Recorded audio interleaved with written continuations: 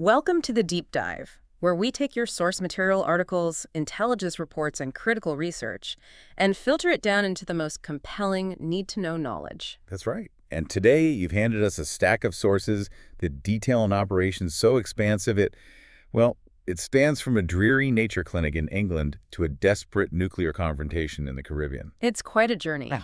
And on the surface, this might look like a standard narrative of spies and villains. Sure. But what our deep dive reveals is something else entirely. It's a meticulous blueprint of global organized crime, charting the exact intersection where personal vulnerability meets institutionalized terror. It's a fascinating connection. Okay, let's unpack this.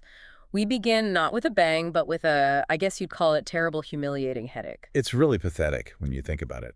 Our subject, James Bond, the agent tasked with maintaining global security, is in a state of, professional and physical shame. A brutal, self-inflicted hangover.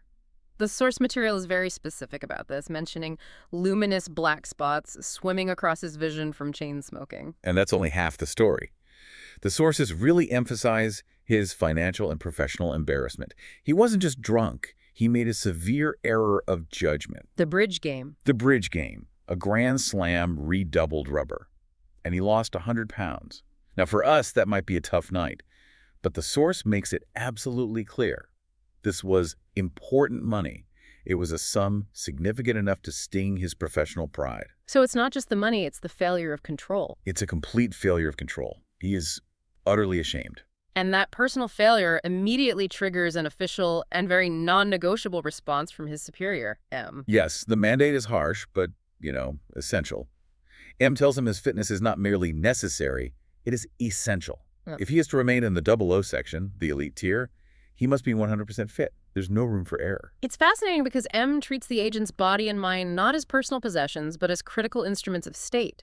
Exactly. A single night of excess, a slight drop in reaction time, that can have catastrophic national security implications. The health of the individual operative is a matter of non-negotiable institutional concern. His body belongs to the service. Absolutely. The 00 section cannot tolerate anything less than peak human performance, and so begins the extraordinary track of this mandated health break. And this is where our deep dive really kicks off. We're going to track his journey to a place called Shrublands, where he undergoes this very strange forced detoxification, only to face an attempt on his life. And then the sudden discovery of a vast, terrifying global criminal network, SPECTRE.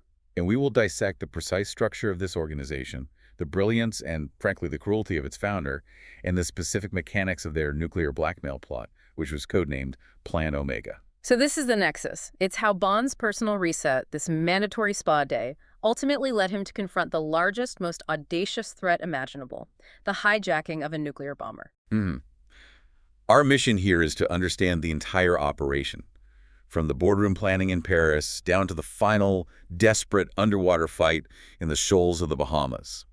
So Bond is dispatched to Shrublands, a nature cure clinic near Brighton, and the atmosphere described in the sources is instantly contradictory and just absurd. It's supposed to be a place of health. But the local opinion views the residents as utter crackpots. Right. They're seen as these wealthy folk who are just desperate for their vices. I mean, despite being on this incredibly restrictive diet, the locals confirm the residents sneak out to local tea rooms to hog down buttered toast and sugar cakes. Desperately compensating for the starvation diet. Exactly. They're only allowed tea inside the clinic, so the temptation is huge. They're basically paying a fortune to be starved. And Bond is placed on a grueling 2-week regimen. We're talking hot water, a single orange, thin hot soup, and tea, and the only sanctioned sweetener is brown sugar. He is essentially fasting and purifying. And the physical consequences are immediate and, they're terrible. The sources describe him suffering a persistent, nagging headache. His eyes turn yellowish, his tongue is deeply furred, and he's plagued by lassitude. Lassitude. Extreme physical and mental weariness. He's not feeling better. He is feeling intensely ill, like he has the flu. But his masseur, who's a really crucial figure in this initial phase, assures him this is exactly what's supposed to happen. Right. These are the poisons leaving your body. It's the classic detox line. It's the crisis point you have to go through before the recovery. And the recovery is profound. By the end of the 2 weeks, he is renewed in every sense. He lost 10 pounds, his eyes and tongue are crystal clear, and his energy has doubled. he feels sharp again. But here's where it gets really interesting for you, as the listener. Bond gains a surprising, almost intellectual appreciation for the process. That's right. He doesn't just feel better. He understands why he feels better. He starts rattling off the names of key enzymes that perform the chemical breakdown of food. Psilin, pepsin, trypsin, and erepsin. Which is? It's a bit nerdy for a secret agent, right? Right. But it shows a new level of awareness. It does. Let's break that down just briefly. Psilin starts the breakdown of starch in the mouth. Pepsin handles protein digestion in the stomach. And trypsin and erepsin finish the job in the small intestine. For an agent of action, this indicates a new understanding of his body as a machine that requires precise intellectual maintenance, not just brute force. It's the difference between driving a car and truly understanding its internal combustion engine. A perfect analogy. And the sensory benefits are immediate operational assets. The source makes a point of noting his senses sharpen, especially his palate and his nose. Yes, he finds himself sensitive to smells he previously wouldn't have registered: sweat and petrol brought in by lorry drivers at a local cafe. It's a literal physical reboot, scrubbing away the dulling effects of alcohol and tobacco. It's preparing the agent's instrument for the highest level of detail work. This preparatory period, however, is immediately shattered. This supposedly tranquil, absurd environment is where the threat finally materializes. And that brings us to Count Lippe. Bond encounters him during treatments, and, well, he immediately notes his appearance. Turned-up eyes, suggesting Portuguese blood from Macau. Lippe is instantly flagged by Bond's newly sharpened instincts. He is. And particularly because he resists removing his wristwatch for a massage, which is just a small physical giveaway that Bond immediately files away. Why would you do that? What's on the watch? And that suspicion escalates very quickly to a direct, professional attempt on Bond's life. Right.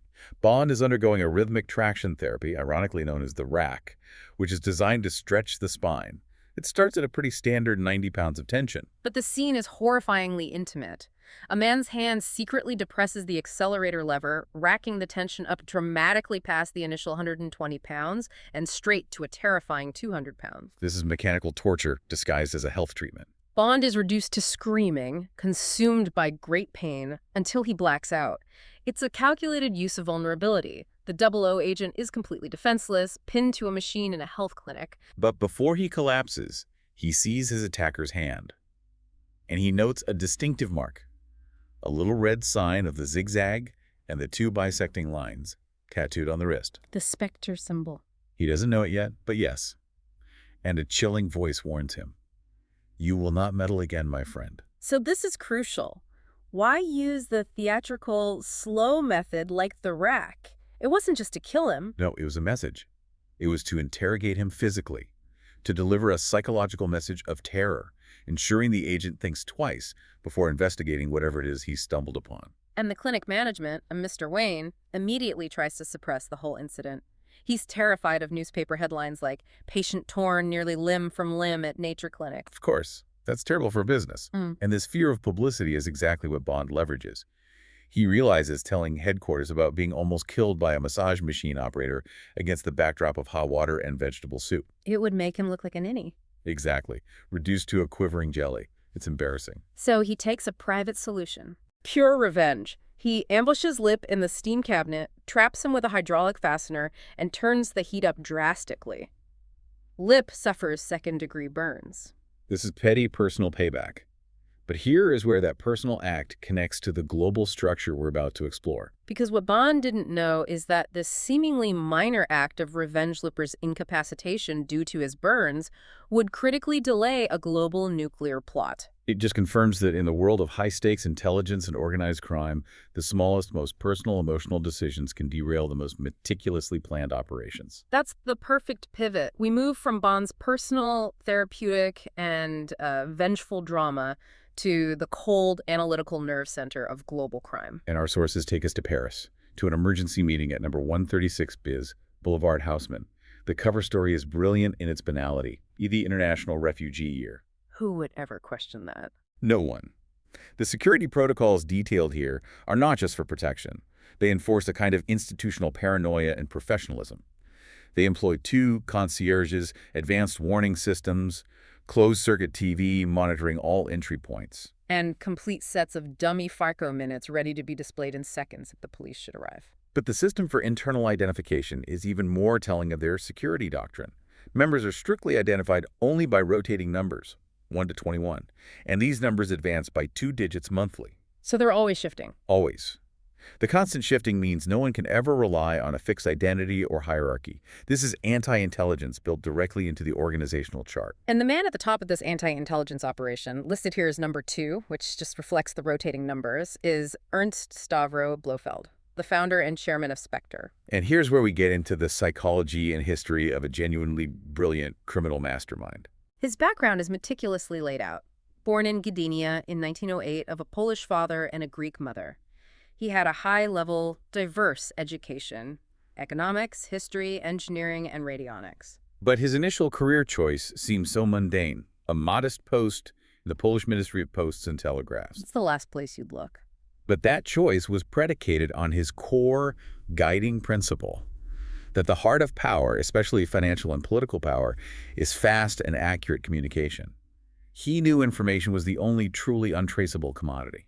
And he immediately leveraged his position, tracking communications cables for Boer speculation, making significant money on the Warsaw Exchange. He was day trading state secrets. Essentially. And when Poland mobilized for war, Blofeld didn't choose a side, he chose profit. He created a fictional intelligence network called Tartar. He used real names of minor officials, cipher clerks, translators whose positions he knew thanks to his old ministry job. This Tartar network was a masterclass in professional neutrality. He sold high-grade, verifiable secrets simultaneously to the German Abwehr, specifically AMTCV, the Americans, and the Swedes. All at the same time. All at the same time, accumulating a substantial $200,000. He wasn't loyal to any ideology. He was loyal only to maximizing the price of information. His withdrawal from the network was executed with an almost mimosaic sensibility in matters of security. An incredible phrase. He expertly withdrew, securing his funds in shell-bearer bonds, one of the hardest and most liquid assets available, and placed them in a numbered safe deposit in Zurich. And to Agate. He used a Canadian seaman's passport before claiming refuge in Turkey, completely ghosted. Later, during the war, he ran another intelligence service, RAHIR, profiting from the Allies this time and accumulating over $500,000. So what we learned from this history is that Blofeld built his fortune by staying perpetually neutral.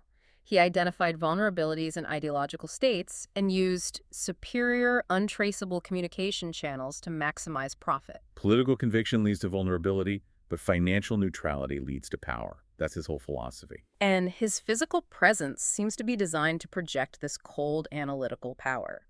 He's described in staggering terms, noted as one of those rare men who seem to suck the eyes out of your head. Imagine this.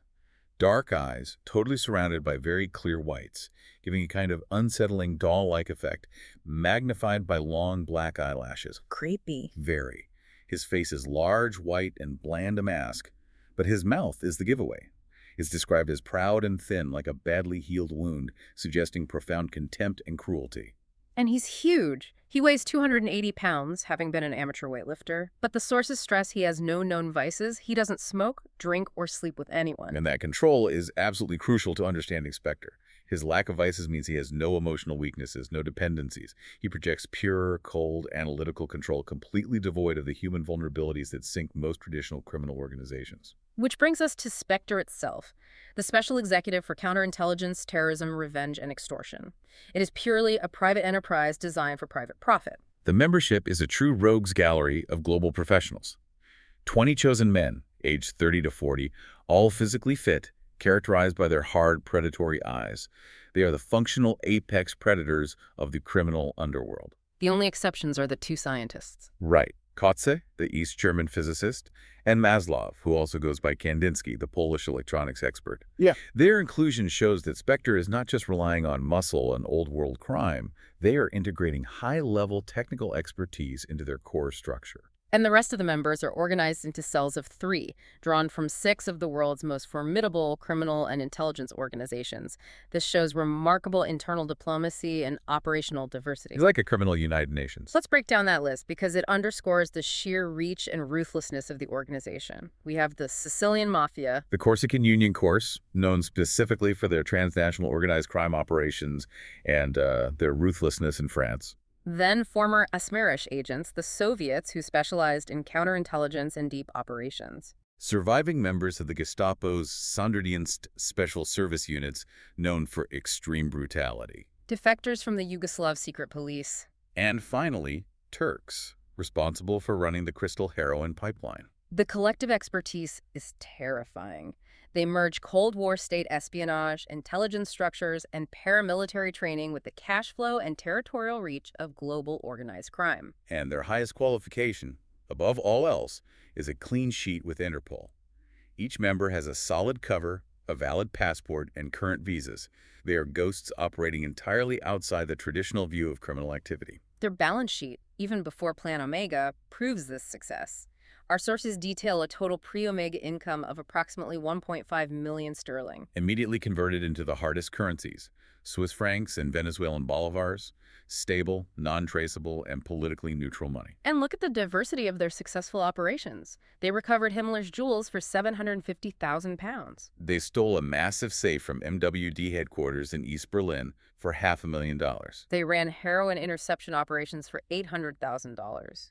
They sold Czech germ warfare files for £100,000. And they carried out the assassination of a French heavy water specialist, Perrin, for a fee of 1 billion francs. What stands out here is the transactional nature of their terror. They are essentially selling high-level, bespoke, politically flexible services to the highest bidder, whether that's stealing jewels or executing a top nuclear specialist for a rival government's deuxième bureau. They are mercenaries operating at the level of state actors. And finally, we have to address Blofeld's justice system, which just confirms the iron grip he maintains. He executes number 12, Pierre Boraud of the Union Course. Right.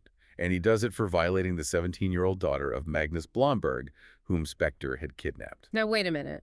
Blofeld runs a global terrorist organization capable of stealing nuclear bombs, yet he executes a top lieutenant for sexual assault. Isn't that a monumental overreaction? Why is honor or contract integrity more important than profitability here? Because Blofeld defines this specific act, violating a kidnapped girl, as a breach of contract that compromises SPECTRE's operational superiority. Yeah. Broad returned her in a damaged or at least used condition. He sees it as a business failure. A catastrophic one. Blofeld sees weakness in one member, especially a personal vice, as the death watch beetle in the total structure. Any crack in discipline threatens the entire organization. The execution itself is horrifyingly premeditated theater. Blofeld activates an electric chair concealed in Borod's own seat right there during the meeting. Borod's body arcs at 3,000 volts, with thin smoke rising from the contact points. It's a spectacle of power. And Blofeld even explains his operational security in the killing. He called number 7 to his feet as a decoy to ensure number 12 was relaxed and unsuspecting just before activation. This is discipline as performance art. And we know this wasn't the first time. Previous discipline actions involved a compressed air needle pistol and a garrote wire. Blofeld is committed to visible, immediate, and definitive authority. This level of internal discipline is the foundation that allows them to even attempt something like Plan Omega. So now we get to the core of the threat that required Bond's newly detoxified senses to solve. Plan Omega centers on the hijacking of a British bomber. A Villiers Vindicator ONBR from No. 5 RAF Experimental Squadron at Boscombe Down.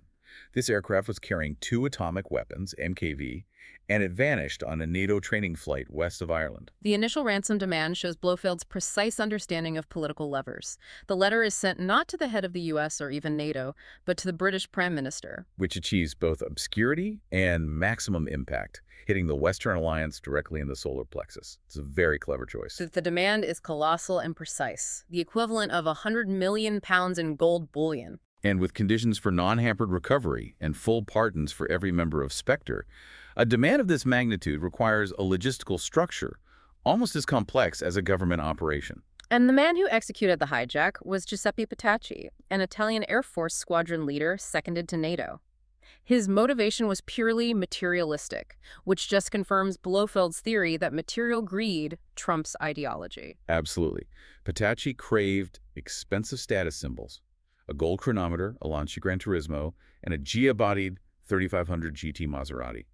He needed an organismo, a structure to get him these things, and a new life in Rio de Janeiro. The hijack method was chillingly efficient and technical. Terrifyingly so. Petacci used a red-ringed cyanide cylinder, releasing the gas behind the map rack in the cockpit.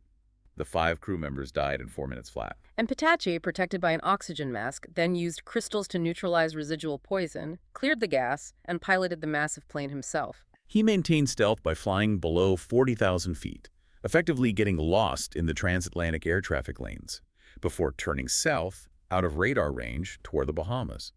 This required extremely precise navigation and timing to avoid detection. But remember our initial discussion about Bond's petty revenge at the clinic? I do. Here is where that personal drama meets the global timeline. Sub-Operator G, that's Count Lippe, the man Bond trapped in the steam cabinet, was supposed to post the ransom letter on D+1. And Lippe's second-degree burns caused by Bond's trap created a serious, unacceptable delay in Plan Omega's timetable. Blofeld had to react. So Petacci, the pilot, had to be given a file of influenza virus to extend his sick leave from flying. They had to delay the critical test flight until Lippe recovered enough to post the letter. And the consequence for Lippe was fatal, which just proves Blofeld's maxim about structural weakness. Blofeld, seeing Lippe's hot-headedness and delayed recovery as gross incompetence, labeled him an unreliable agent. And ordered the German section to eliminate him immediately after he posted the letter. So Bond's personal rage inadvertently signed Lippe's death warrant, an incredible ripple effect. The on-site operation, however, was controlled by number 1, Emilio Largo, a man described as having nerves of steel, a heart of ice. His cover was meticulously maintained, a wealthy playboy organizing a treasure hunt in the Bahamas, specifically in a location dubbed Area Zeta. And let's talk about the sheer logistical complexity of Phase 3, the gold recovery, as outlined by Fidelio Sciacca of the Sicilian section. This is military-grade planning for a criminal operation. The drop site, Area T, was chosen for its isolation.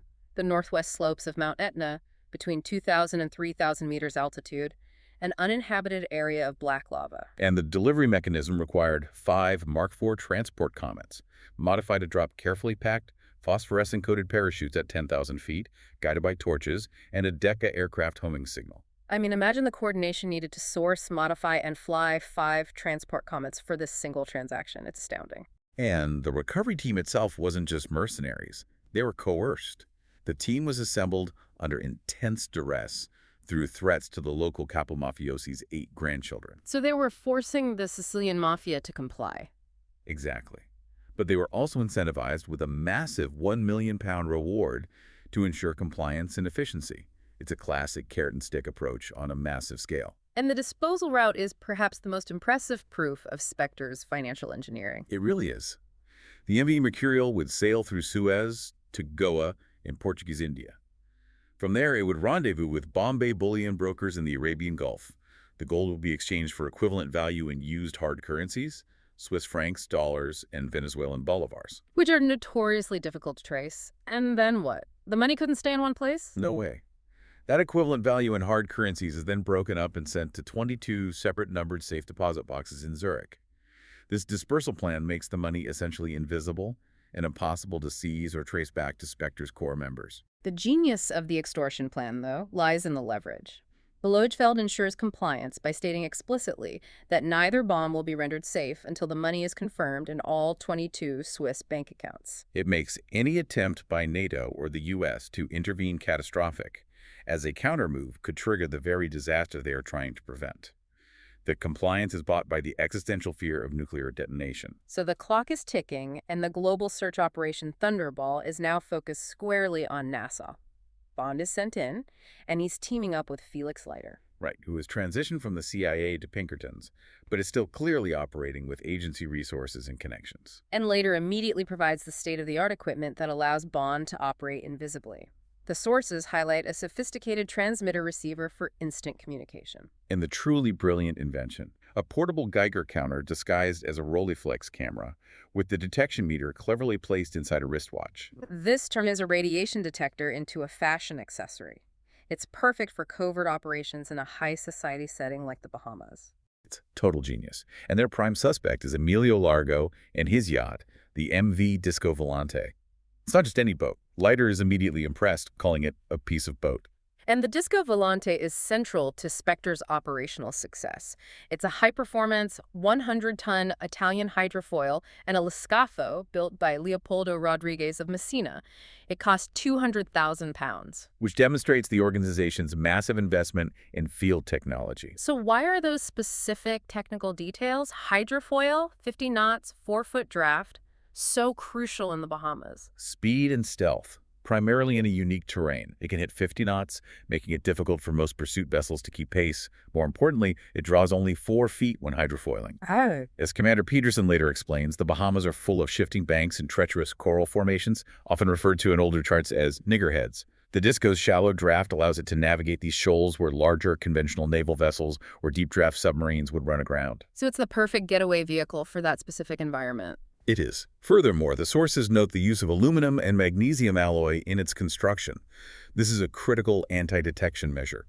These alloys minimize magnetic field variation and pressure waves, which are crucial for avoiding detection by Cold War magnetic anomaly detectors used in submarine hunting.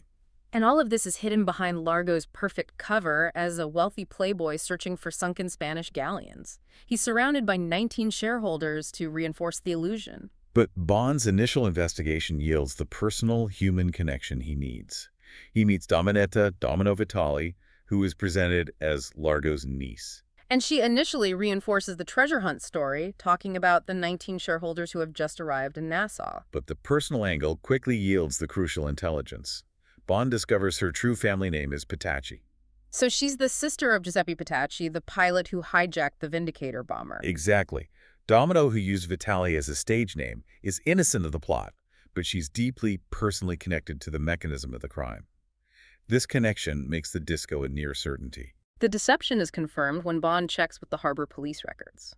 Largo had claimed the ship had been moored locally for months. But the records show the Disco took on 500 gallons of diesel on June 2nd, the exact day of the hijacking.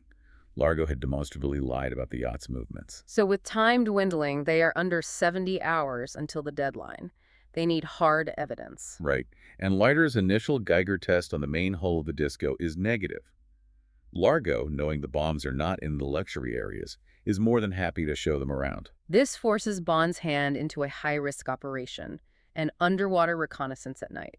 He swims stealthily to the Disco and immediately finds the modification they suspected. A large 12-foot square hatch, or hatchway, below the waterline. It confirms a specialized underwater compartment used for transporting submersibles or, perhaps rubberized cargo. Like a nuclear bomb. He's immediately attacked by a sentry, and in the ensuing fight, Bond sees the terrible, chilling signature. The red zigzag SPECTRE mark tattooed on the man's wrist.